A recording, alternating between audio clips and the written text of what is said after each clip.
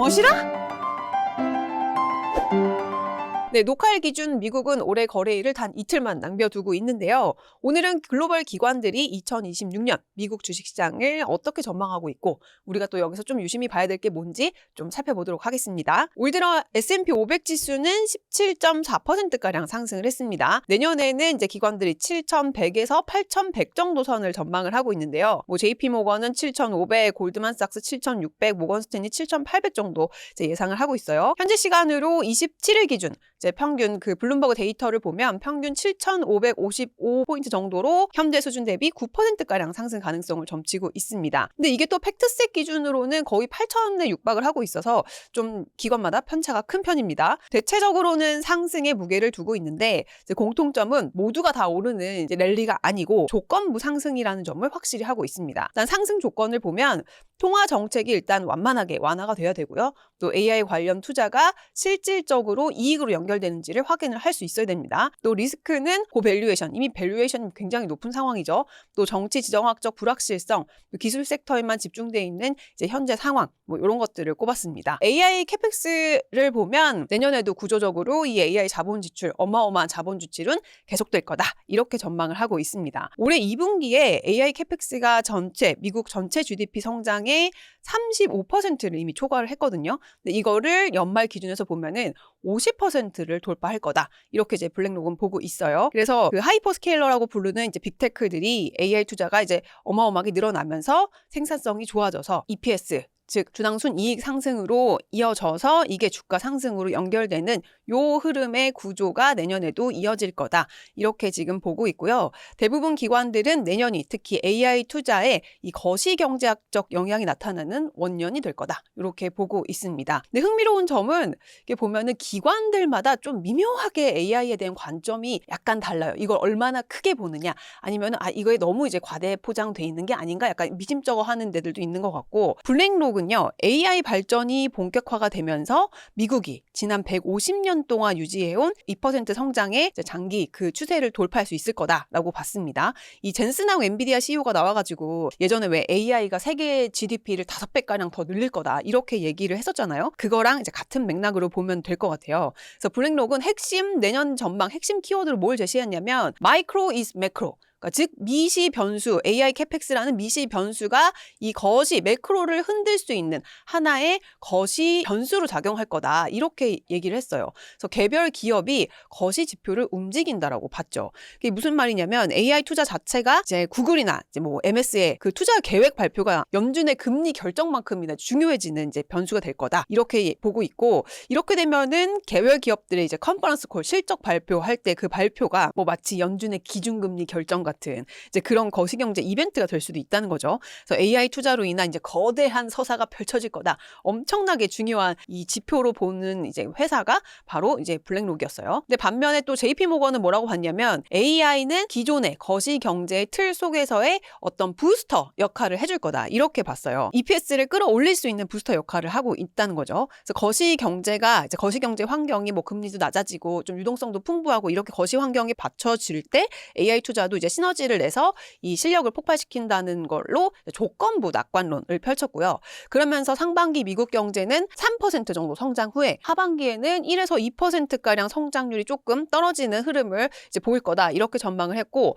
경기 침체 확률을 35%로 아예 못을 박아버렸어요. 또 골드만삭스의 경우는 가장 좀 보수적이라고, 가장 좀 냉정하다고 볼 수 있는데 AI는 이미 실적과 주가에 어느 정도 반영돼 있다. 이렇게 봤어요. 즉 돈 버는 만큼만 이제 주가를 인정할 거다. 이렇게 이제 내놓은 거죠. 어찌 보면 가장 냉정한 분석이고, 근데 이제 기관들마다 AI는 이제 시작이야. AI 효과 이제 본격화된다. AI 이미 실적이 들어와 있어. 다 달라요. 그러니까 얘네도 그냥 잘 모른다는 거예요. 우리가 미래를 어떻게 예측을 하겠어요. 그래서 이제 기관들마다도 이렇게 조금씩 AI 투자를 보는 관점이 좀 차이가 있다. 그거를 좀 알아두면 좋을 것 같고요. 실제로도 역사적으로도 봤을 때 이 전문가라는 사람들의 예상 그 적중률이요, 여러분. 동전 던지기 수준이었습니다. 즉 동전을 던져서 앞면이 나올 거냐 뒷면이 나올 거냐 반반이죠. 이 사람들의 예측도 비슷했다는 거죠. 방향성으로만 보면은 50%에서 60%대 적중률을 보였는데 지수 레벨은 사실 맞춘 적이 별로 없습니다. 예, 최근 몇 년치만 봐도요. 이 8번, 2018년부터 이제 올해 2025년까지 시계열을 쭉 봤을 때 이게 이스티메이트 요게 전망치였어요. 이게 실제로 토탈 리턴 수익률이었는데 요것만 봐도 상당히 지금 차이가 크다는 걸 알 수 있죠. 8번 중에 2번은 아예 요 2번 방향조차 틀렸습니다. 그리고 8번 중에 6번은 이제 방향이 맞았어도 굉장히 이제 과소평가가 된 전망이었다. 예를 들어서 작년에는 전망률은 9% 오를 거다라고 했는데 25% 실제로 올랐고요. 코로나 때는 뭐 이건 정말 예상치 못한 변수였겠죠. 1.2% 상승 전망했는데 26.9% 올랐고 이게 왜 그러냐. 이 사람들이 바보도 아니고 밥 먹고 이것만 보는데 왜 이렇게 틀리냐라고 봤을 때는 뭐 여러 가지 이유가 있겠지만 일단 그만큼 외생 변수가 많죠. 그리고 또 서로의 예측치를 보고 왜 뭐 애널들도 보면은 쟤 뭐 했어? 쟤는 이만큼 제시했네? 서로 거를 보고 약간 나도 여기서 조금 더 보태서 조금 더 빼서 하면서 그들만의 리그 안에서의 좀 확증 편향이 생긴 경향이 있다. 뭐 이런 분석도 있고 어쨌든 우리는 이 월가 전망치를 그냥 좀 방향성에 대해서 참고만 하자. 뭐 요 정도로 이제 넘어가면 될 것 같고요. 근데 확실한 건 하나 있습니다. 과거 지수 흐름상 현재 지수가 닷컴 버블 때만큼 굉장히 뜨겁다는 거. 요거는 사실입니다, 여러분. S&P 500 지수가 3년 연속 20% 이상 수익률을 기록한 게 역사적으로 단 한 번밖에 없어요. 이때가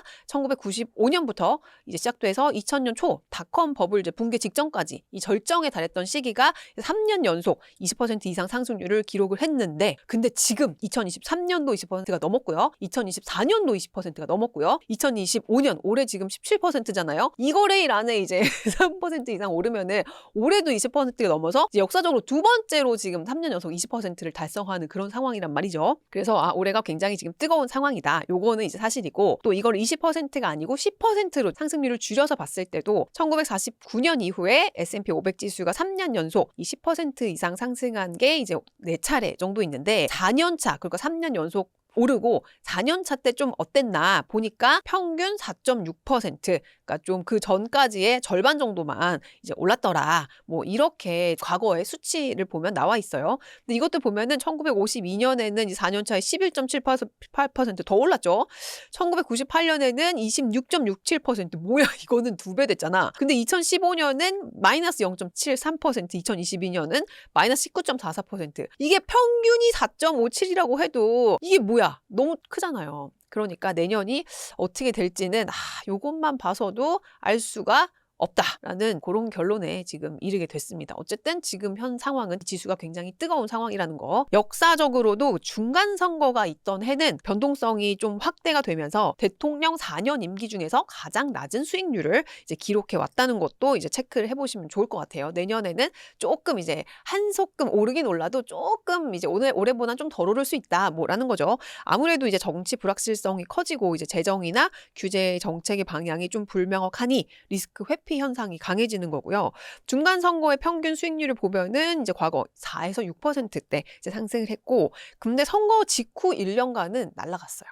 네, 평균 15에서 17%의 상승률을 보였습니다. 그래서 결국 내년에는 이 AI 캐펙스가 얼마나 수익으로 연결되는지, 또 금리가 얼마나 트럼프 대통령의 의도대로 인플레를 자극하지 않으면서도 좀 내려올 수 있는지, 그래서 이게 좀 선거 결과를 아무래도 좌우를 하겠죠. 또 이제 내년에 또 왕건이들이 또 있지 않습니까? 스페이스X, 오픈 AI, 엔트로픽 같은 거대한 어마무시한 기업들의 상장 시점에 따라서 또 주가의 향방과 또 유동성이 얼마나 폭발하는지도 이제 결정이 될 것 같습니다. 자, 이렇게 해서 월가 전망치 좀 살펴봤고, 이제 내년 AI 시장에 대해서 요새 좀 재밌게 보고 있는 거를 소개를 좀 해드릴까 하는데, 바로 이제 AI 테마. 우리가 이제 AI가 결국엔 처음에는 이거 뭐야, 왜 이렇게 신기해, 오, 막 이러다가 옛날에 전기 처음에 발명됐을 때도 막 처음에는 막 뭐 마법 뿌린다 막 이랬었잖아요. 막 마법처럼 막 신기하다 막 이러다가 지금은 아무도 이제 전기를 신기해하지 않는 것처럼 우리도 이제 AI가 3년 됐는데 이제 내년부터는 이게 실질적으로 우리 생활에서 이제 얼마나 이거를 체감할 수 있는지, 또 그 회사들이 얼마나 그 돈을 벌 수 있는지가 내년엔 진짜 중요한 해가 될 거잖아요. 근데 그 AI 다양한 이제 테마로 이제 확산이 될 텐데, 우리가 AI 동반자 시장에 대해서 공부해 볼 필요가 있을 것 같아가지고 좀 가지고 왔습니다. 여기 보면 AI 테마가 초기 혁신가, 그러니까 뭐 모델, 언어 모델 개발한 뭐 오픈 AI나 뭐 이런 구글 같은 초기 혁신가와 이거를 가능케 하는 이제 이네이블러, 전력, 인프라, 뭐 네트워크, 뭐 이런 좀 인프라 도와주는 가능케 하는 이제 종목들의 상승을 이제 넘어서 AI를 비즈니스에 채택하는 자, 럽터들로 이제 확산한다. 요게 이제 내년의 시장을 한마디로 좀 정리하는 키워드가 되겠고요. 그렇다면 어느 분야가 제일 빠르고 또 이제 어떤 우리 인간들의 우리의 삶에 정말 직접적인 영향을 가지고 올 거냐? 커머스, 금융, 바이오 뭐 오만 분야에서 다 나타나겠죠.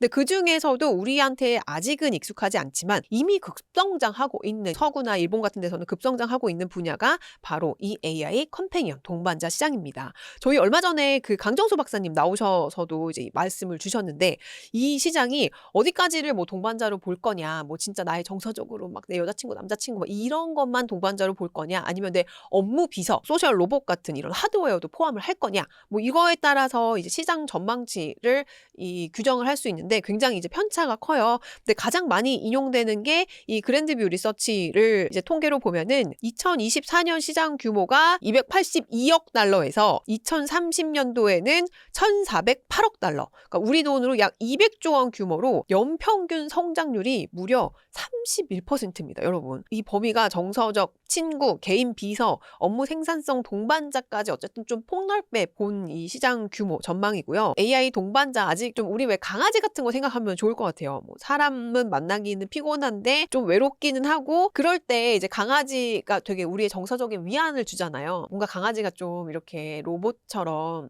그러니까 뭐 친구처럼 얘기도 할 수 있었으면 좋겠고 상담도 해줄 수 있으면 좋겠고 저는 그런 존재가 있으면 진짜 좋을 것 같거든요. 옛날에 왜 애들 만화 영화 보면은 로봇이 이렇게 따라다니면서 막 얘기해요. 막 시크릿 주주 이런 거 보면은. 그래서 이런 1인 가구가 늘어나고 또 이런 고령 사회에서도 이 AI 컴패니언 시장은 굉장히 커질 수밖에 없다. 그래서 우리보다 초고령 사회에 진입한 일본은 이미 이 반려 로봇 시장이 굉장히 커지고 있습니다.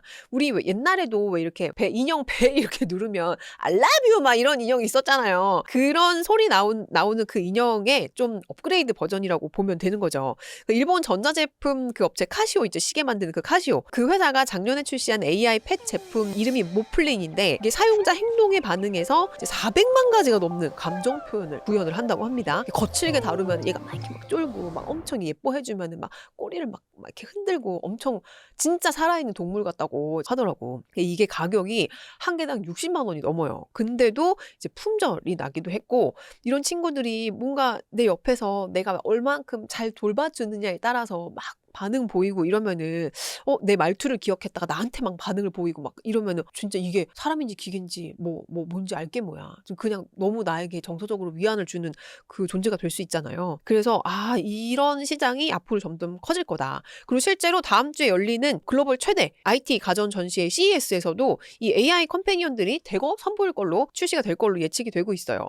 요 애들 있죠. 요 귀엽게 생긴 이 친구들이 중국 기업이 만든 푸조조라는 이 AI 컴패니언 인데 이거를 다음 주 CES에서 뭐 데뷔를 한다 막 이러면서 지금 엄청 시끄럽게 떠들어대고 있어요. 이름도 푸조조예요. 뭔가 라부부랑 좀 라임을 맞춘 것 같긴 한데 얘네들이 말도 시켜주고 막 좀 반응해주고 막 이래가지고 이게 아마 CES에서 좀 인기가 많지 않을까라고 이제 예상을 한번 해봅니다. 삼성전자도 보면은 올해 CS 내년 CS 슬로건을 당신의 AI 동반자 뭐 이렇게 정했어요. 그러니까 이게 대세는 대세인가 봐. 특히 로봇 동반자 같은 그 시장은 지금 이 시장을 제일 눈독 들이고 있는 애가 바로 넥스트 SNS 메타예요, 메타. 정말 노골적으로 여기 이미 뭐 AI 컴패니언 앱도 출시하고 지금 엄청나게 투자를 하고 있는데 사실 이 메타 같은 SNS 기업들에게는 이 AI 컴패니언 시장이 노다지예요, 노다지. 왜냐?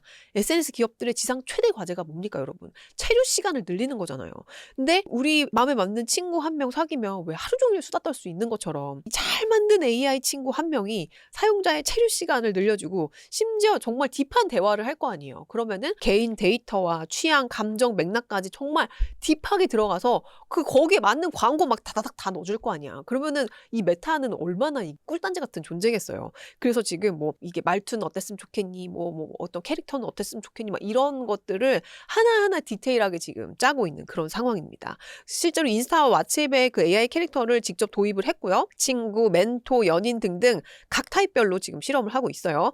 또 SNS의 다음 진화형 넥스트 SNS가 사람 대신 대화하는 AI 컴패니언 시장이다. 뭐 이렇게 보면 될 것 같고요. 이 초등학생들의 여기 기사를 봐도 초등 이 10대들의 절반 이상이 정기적으로 이 AI 컴패니언이랑 지금 대화를 하고 있다는 거잖아요. 그래서 이 부모들에게 컨트롤할 수 있는 어떤 뭔가 장치를 도입하겠다. 뭐 미국 뭐 어떤 정부에서도 막아야 되는 거 아니냐. 뭐 이런 정신적인 문제, 뭔가 윤리적인 리스크가 굉장히 커지고 있는 상황인 것도 맞습니다. 그래서 우리가 이 AI 컴패니언 시장에 대해서도 아직까지 우리는 조금 뭐 캐릭터다 AI나 레플리카 이런 거에 대해서 뭐 쓰는 사람들은 쓰시겠지만 조금 저는 아직 생소하거든요. 그러니까 이 시장이 커질 수 있다. 이미 커지고 있다라는 사실도 이제 내년에 AI 시장 보면서 조금 염두에 두면 좋을 것 같습니다. 네, 오늘 이렇게 해갖고 머시라는 이 2025년 마지막 뭐 이렇게 마무리를 해봤고요. 내년에 또 재밌는 소식을 들고 올게요. 안녕!